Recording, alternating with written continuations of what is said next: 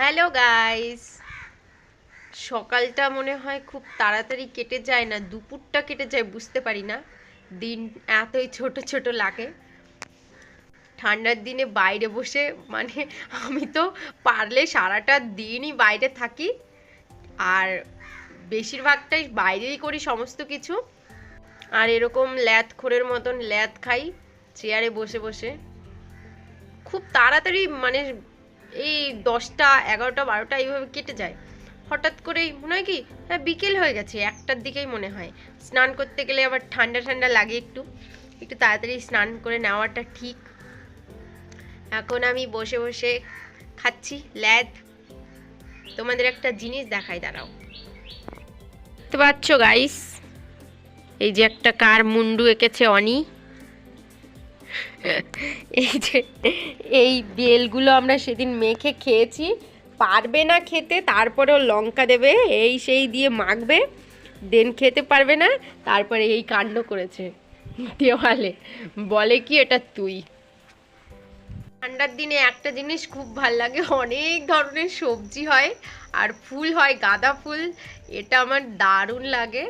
আরও অনেক কিছুই আছে ভালো লাগে, হয়তো এখন মাথায় আসছে না, কিন্তু আমার এই ঠান্ডাটাই ভালো লাগে না। আর গাইস, এই তো মনে হলো না 24 এলো সবে। এই দেখো যাওয়ারও সময় চলে এসছে। কিভাবে যে বছরগুলো একদম চোখের পলকে মনে হয় শেষ হয়ে যায়। আজকে 24শে নভেম্বর হয়েও গেছে, আর ওই 7-8 দিন আছে মাসের, আর একটা মাস, আবার 25।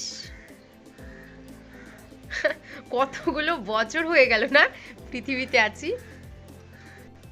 আর কত বছর থাকবো কে জানে।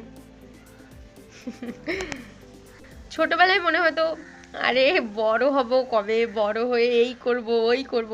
আর যখন এখন একটু বড় হয়ে গেছি, এখন মনে হয় হেট, ছোট থাকলে কত কিছু করতে পারতাম, কোনো কষ্টই করতে হতো না।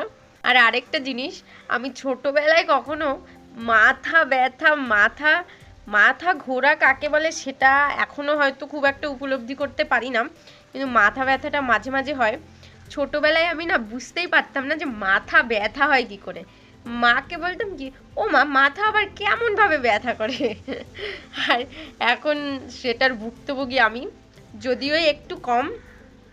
আমি একজনের ভিডিও দেখেছি, এবং ওনার ভিডিও দেখে আমি জানতে পেরেছি উনি ওই স্কুলে গিয়ে বাচ্চাদের অনেক কিছুর বিষয়ে মানে বুঝিয়ে দেয় ওদের। সত্যি ওই কথাগুলো শুনে সত্যি অনেক উপকার হয়। আমি যখন স্কুলে পড়তাম আমাদের সময়ও আসতো, হসপিটাল থেকে ডক্টররা আসতো, তারপরে অনেক অনেক জায়গা থেকে অনেক মহিলারা আসতো, আমাদের অনেক পড়াশুনোর বাইরেও অনেক ধরনের কথা বলতো, যে জীবনে এইভাবে চালাও, জীবন সহজ হবে, জীবন ভালো হবে। তো আমি ওরকমই একটা ভিডিও দেখলাম। মাথা ব্যথা যে সমস্যাটা, সেটা পড়াশুনো মানে মাথা ব্যথা সবারই হয় কম বেশি। ছোটোবেলায় আমি যখন বলতাম আমার একটু ধরো কোমরটা কেমন যেন লাগছে, বুঝতে পারতাম না যে আসলে কি এটা কোমর ব্যথা না কি। তো ওই বলতাম মা কোমর ব্যথা করছে, সবাই শুনে বলতো এই বয়সেই কোমর ব্যথা? না ভাই, মাথা ব্যথা বলো, মাথা ঘোরা বলো, সমস্ত বয়সেই হয়, কিন্তু প্রকোপটা একটু কম। বয়স্কদের একটু হয়তো বেশি হয়, রোগ প্রতিরোধ ক্ষমতা ওনাদের কমে যায় শরীরের দিন দিন। যে কথাটা বলতে চাইছিলাম, তো ওই স্যারই বলি, ওনার ভিডিওটা দেখে আমি শুনলাম, বললো মাথা ব্যথা কয় ধরনের হয়। মাথা ব্যথা হলে আমরা হুট করে ব্যথার ওষুধ খেয়ে নিই। ব্যথার ওষুধটা কী করে আমাদের মানে ব্যথাটা কমিয়ে রাখে, কিন্তু উনি বললো যে মাথা ব্যথা কোথা থেকে হয় সেটা প্রথমে তোমার মানে বুঝতে হবে।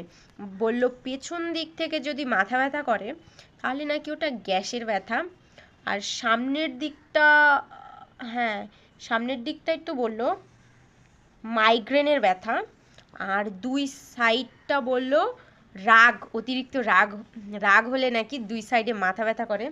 তো আমি ভিডিওটা দেখার পরে আমি সত্যিই উপলব্ধি করেছি, টেনশন টেনশন করি যখন, একটু টেনশন করি আর যখন একটু রেগে যাই, তখন না মাথার এই সাইডটা না হয় এই সাইডটা ব্যথা করতে শুরু করে, মনে হয় কি মাথাটা কেমন একটা ভারী হয়ে আছে। তো সত্যি এটা, এই কথাটা বাস্তব। আর এখন থেকে চাইবো যেন যেই বিষয়টাতে আমি রেগে যাই ওই বিষয়টা থেকে একটু দূরে দূরে থাকার। তো এটাই বলার ছিল। দেখো, ফোনে দেখার মতো ভালো খারাপ দুটোই দিক আছে। তুমি যদি তোমার মূল্যবান সময়গুলো ফালতু জিনিস দেখে টাইম নষ্ট করো তাহলে তোমারই ক্ষতি। অবশ্যই এটা ঠিক যে সবাইকেই আকর্ষণ করে, মানে খারাপ জিনিসের দিকে সবাইকেই আকর্ষণ করবে। এখন তোমার উপর নির্ভর করে যে তুমি কোনটা বেছে নেবে। তো আমিও দেখার চেষ্টা করি যে জিনিসটায় উপকার হয়, ভালো মানে কিছু জানতে পারি, এরকম কিছু জিনিস আমি দেখার চেষ্টা করি।